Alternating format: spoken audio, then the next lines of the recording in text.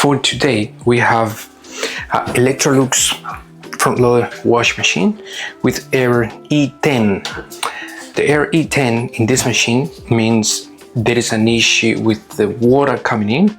So we're gonna have a look. It could be from the top, it could be from here, it could be from the valve, it could be anything. So we're gonna have a look. Yeah.